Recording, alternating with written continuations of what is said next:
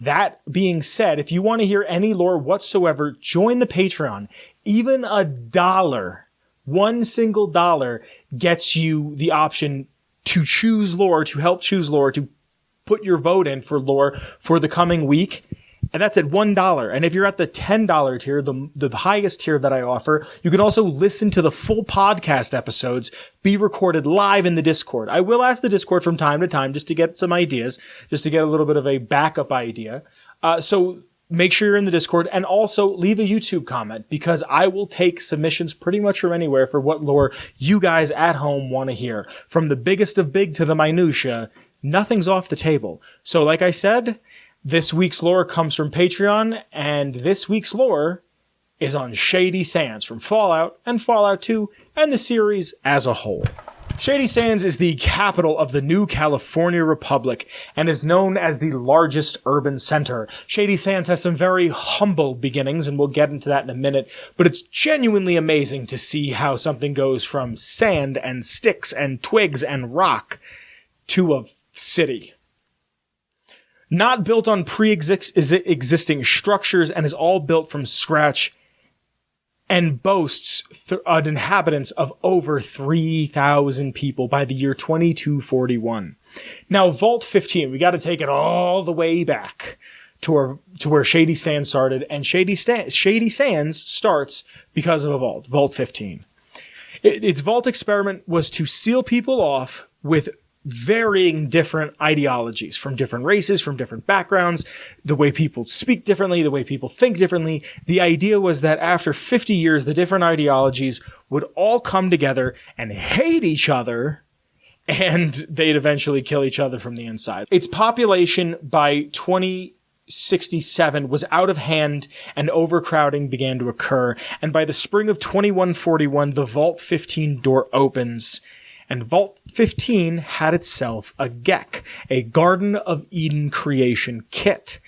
If you're a longtime fan, you'll know that there is, it's a wonder tool. It's a MacGuffin if there ever was one. It is the tool that can irrigate crops. It can make water. It can, it's shown off as a suitcase, but it can somehow drill for water. It can help you build things. I'm assuming there's seeds or seed replicants in there, and you can build an entire community because of the GECK. Now, Aradesh, a man who left Vault 15, Aradesh used it to jumpstart the settlement of Shady Sands.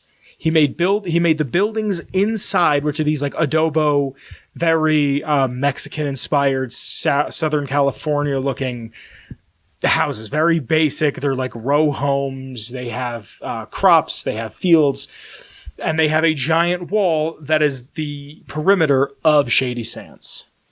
It is a small, self-sufficient settlement that keeps mostly to itself outside of some trading and whatnot.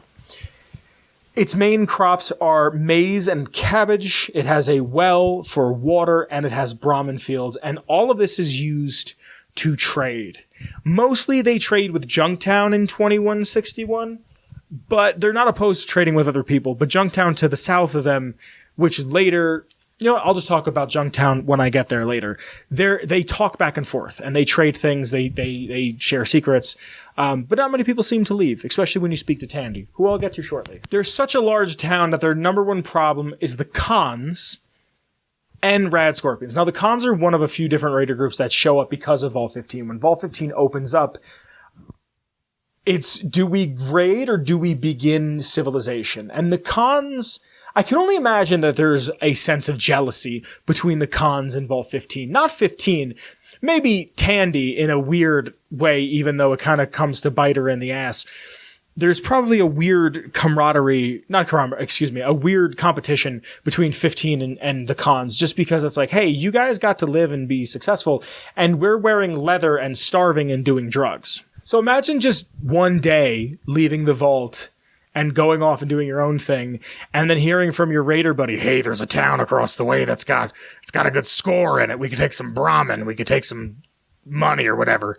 And then you get there, and here's Aradesh, the nice man from the library that you just now have a gun pointed at. And he's like, Joshua. And you're like, it's not Joshua anymore, it's Toe Fungus. And you're like, Toe Fungus, why would you do this to me, my boy? I just think there's a lot of fun storytelling there. Now, the Khans were a small force at first, but they slowly amped up their attacks and made it more and more over time, to the point where it's a lot of men being focused on attacking Shady Sands. And the rad scorpion population just kind of grew over time the way weeds grow. It's just when something goes unchecked, it gets bigger and badder and worse before it gets better. Now, the Vault Dweller, at some point in the 2160s, shows up and helps with these problems. The Khans with Tandy. I made reference to her a couple times. Tandy being the daughter of Aradesh.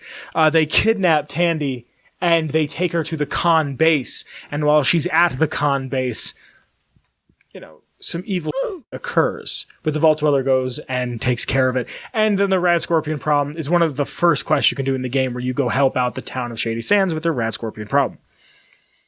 Now, from 2161 to 2241, which is an 80-year gap, this town grew into the largest and most influential political power since the pre-war. This is some truly monumental stuff that Shady Sands is able to accomplish within 80 years. Shady Sands gets referred to as NCR, even though they never officially have changed their name, and they trade with most settlements. Almost nothing after 80 years of the original Shady Sands remains. They've completely rebuilt. They are getting a massive amount of supplies from other settlements. They are having people come in with new ideas. They've built a government. They have a congressional building that they have the congressional building and the president's mansion inside of NCR. This is the capital of the NCR. There's 5 states of the NCR, which I get to in a little bit later, but this is the largest and the capital, like I said prior. Now, I've spoken about her so much, but we should get into Tandy. Tandy being the daughter of Aradesh and the president for life, as she's sometimes called in the Fallout universe. Before I get into that real quick, there's a really, really great point in New Vegas that I love, where you can confront Kaisar and ask him, hey, what makes you any different? Why do you think you're better than NCR? And he's like, the NCR claims themselves to be a democracy, but their most influential, most respected, most loved president was a woman who was elected at like 16 and didn't stop being president until she was like 96. She was president for like 80 years. She died when she was 103, which I'll get to in a second. But she's president for so long, she's incredibly pragmatic. I don't have it written down here. I did do a lore segment on Tandy. It's on the channel. You should check it out. I'd advise you to do as such. Where it's hinted at that she was a lesbian. Not that it matters. I just like world building. But this is a woman who is president and is very pragmatic and so charismatic that she can just kind of get away with things. She's instrumental into the invasion of Vault 8, Vault City, making that a settlement within NCR territory. And using the Brotherhood to help. A faction that said they never really wanted any sort of political power. They never wanted a political stance. They just kind of wanted to be on the outskirts of everything, watching. Tandy wants Shady Sands to be known as a clean town filled with hardworking people, but in reality, it's not. It just isn't. It's not quite how they really are. They keep order within its walls with a large and competent police force. It's never said directly on the wiki, but it's very much implied the way that it's written down, that the police force, it's very much a police state. It's very much a keep in line or we'll break your shins kind of place. It honestly, reading it, kind of reminded me of a little bit about Pyongyang in North Korea, where only the elite of North Korea are allowed to exist. They're given cars and they can go shopping and they have a little bit more freedom, but it's still North Korea. And they kind of reminded me of that. I'm not saying that Shady Sands is North Korea, just the idea of like, we live here. Like, rent in Shady Sands must be a lot. It's probably super safe too. Outside of Shady Sands, whatever they can't take by force, they use money to get what they want. Like I said a little bit ago, Tandy invades Vault City. Vault City really didn't want to be part of NCR. But hey, it's a vault that had working generators, that they had stuff outside the vault, and they had their own ways to make chems and meds and a bunch of other stuff, and they wanted it. So they got what they wanted. They've adopted a bunch of other settlements, and they have money. They have an insane amount of money. their greatest export is cattle. They supply most of the NCR with their beef and leather. So they have leather just to carry things, leather to make like weapon straps, weapons to make backpacks, to make armor, to make various things that leather could help with, some shoes. They have the monopoly almost on beef, on Brahmin, on cattle. Within the NCR, the Brahmin barons, the ranchers, and the Stocksmen Association have such a great deal of political sway because of what the Brahmin, what the cattle means to the economy of NCR. So if you say, hey, I need money for land, or I need more land, and NCR says, sorry, can't do it, and you say, okay, well, I think my herds might thin out soon, so maybe if you give me some land, or, maybe my leather quality isn't as great, so maybe if you give me what I want, so there's a little bit of corruption. NCR is corrupt. Like, play New Vegas, play Fallout 2. Fallout 2 is the beginning of you seeing the corruption. In Fallout 1, it's very much this could be the next big thing for humanity. We could rise up. We could be the new California Republic. And by the time you see New Vegas, it's the leftovers of what Tandy wrought. It's seeing Tandy go, oh, hey, I want everything within my sight. Tandy's incredibly pragmatic, and just this overreaching hand that would reach in and grab what she wanted and pull it back into her territory, like I said with Vault 8. And now you have people that have taken over. Kimball has taken over and wants the dam. The dam is useful because it could be used to power all of NCR territory. But also, what right do you have to that? You can't just show up and say to these people who don't know how to read, hey, time to pay taxes. I've alluded to it quite a bit during this entire lore segment, but the state itself of Shady Sands is incredibly interesting to me. For various reasons. It started off as just this little piece of land that then grew and grew and grew, and it later incorporated Vault 15.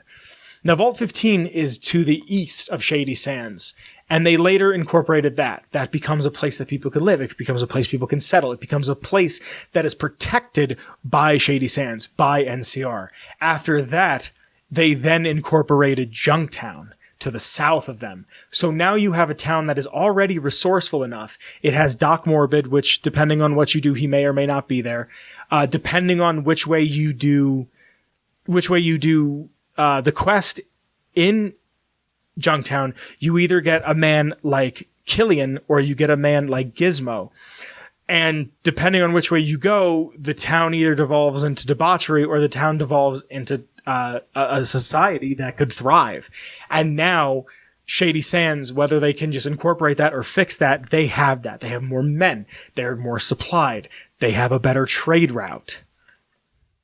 They also have the bordering states that are the Hub and Maxon, which join in a little bit later, but Shady Sands is the most northern state of the NCR. But also the NCR eventually incorporates parts of Arroyo. So where the Chosen One is from, that entire settlement gets kind of swept into what Arroyo is. So Arroyo, because of their GEC, they get to prosper and grow. And then NCR shows up and goes, we want you.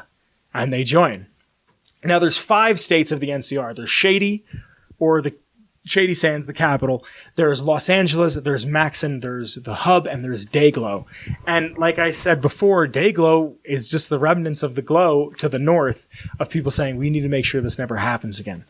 Shady Sands is an incredibly fascinating. The idea of these essentially cavemen, like modern day cavemen. That's what I love about the original Fallouts, is that, especially Fallout 2, is that you get to see these tribals. You get to see a little bit in Fallout 1 with the cons, but there's these literal men that come out, men and women, that come out of these caves that are man-made caves. And these man-made caves have their own sort of culture. They have their own sort of technology. And here opens the cave. These people walk out and go, what are we going to do? From this point on, what are we going to do? And you see a society rise. You see people, you see culture, you see language. Aradesh, I love that he's like a vaguely beige-ish brown man because of how there was different different types of people inside the vault, and it was to see how they would meld together. So I get all of my lore off of fallout.fandom.com, the Nukipedia, if you will, and I just want to read some quick things off of the Fallout Wiki right now. Just because I think it's so interesting, I want to read just the appearances, because I think I've made it pretty apparent how important Shady Sands is, not just to Fallout 1 and 2, but to the entirety of the Fallout series, and I want to read their appearances. Shady Sands first appears in Fallout, with the New California Republic only being mentioned in the end cutscenes. The NCR first appears in Fallout 2 as an advanced Shady Sands. In Fallout New Vegas, Shady Sands is mentioned by missionaries in the quest GI Blues alongside the Boneyard, Aradesh, and Vault 15. Aradesh and Tandy are also on the NCR currency. And by Angela Williams at Camp McCarran. In Fallout 3's Galaxy News Radio, play the adventures of Herbert Daring Dashwood. The stalwart ghoul manservant Argyle mentions a Shady Sand shuffle, reverse pickpocketing, as he slides a grenade into the pockets of hostile super mutants. In Fallout 4, there is reference to Shady Sands in a case file about the mysterious stranger that can be found in the Valentine Detective Agency underneath a bed. One can also hear Shady Sands mentioned on the radio in the Memories of Kellogg. And in Fallout Wasteland Warfare, I guess it's not in 76 at all. In Fallout Wasteland Warfare, the town is referred to as Shady Shores because after it became the capital of the New California Republic, it is identified as the largest city in the Republic and one of the largest in the entire wasteland. This puts Diamond City to shame. This puts Megaton to shame. This puts the Citadel to shame. This puts New Vegas to shame. It puts everything I could think of to shame. The hub, all of it. It's the most important city. It's one of the most important settlements in the entire series. And I love it. I think it's so dope. And I just wanted to share that with you. Like I said, I did this exact piece of lore almost 4 or 5 years ago, 225 episodes ago. That's all I have for you. That's all I have on this week's lore. Hey, hi, it's Vince. I hope you enjoyed that video you just watched. If you'd like to support in any sort of way, in the description below there's links to my Twitter, the show's Twitter, and the Patreon. You could support at any level, and you could be on screen like some of the names are currently. I hope to see you soon. Thank you for watching, and if you get a chance, check out another one of my videos. I'd really appreciate it. Share it with a friend. Cool. I'll see you guys later. Be safe. I love you. Bye.